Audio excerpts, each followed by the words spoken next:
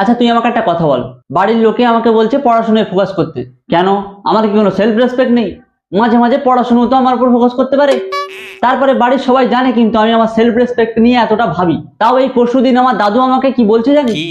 আমার হাতে 20 টাকার নোট ধরিয়ে দিয়ে বলছে 18 টাকা দিয়ে একটা বিড়ি নিয়ে আয়, আর বাকি 2 টাকা তুই রেখে দে। কি বলিস রে? মানে তুই একবার চিন্তা কর, মাত্র 2 টাকার বিনিময়ে আমার সেলফ রেসপেক্টে কিনে নিতে চাইছে, মাত্র 2 টাকার বিনিময়ে। তো তুই কি বললি? আমি বললাম ওটাকে 3 টাকা করো। যাই হয়ে যাক, সেলফ রেসপেক্টে ডাউন হতে দিলে চলবে না, কারোর সামনে ঝুঁকেগা না হিসালা। তারপরে সেদিন চা খেতে খেতে মেঝেতে একটু চা পড়ে গিয়েছিল, আমার মা বলছে পরিষ্কার করে দিতে, আমি করিনি, কারণ ওই সেলফ রেসপেক্ট, ঝুঁকেগা না হিসালা। হ্যাঁ, পরে অবশ্য মা আমার জিভ দিয়ে পরিষ্কার করেছিল, কিন্তু আমি ঝুঁকিনি।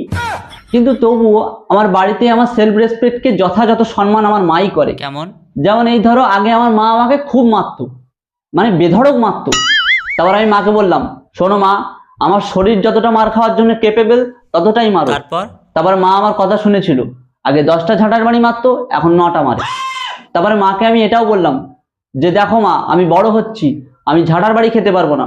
মা আমার এই কথাটাও শুনেছে, এখন মা জুতোর বাড়ি মারে। না না না না, সেলফ রেসপেক্ট আমার কাছে সবকিছু। কুছ ভি হয়ে যায়, সেলফ রেসপেক্ট ঝুঁকতে দিলে চলবে না। দরকারে নেকেড হয়ে ঘুরবো, তাহলে ল্যাংটো হয়ে ঘুরবো না। Self respect.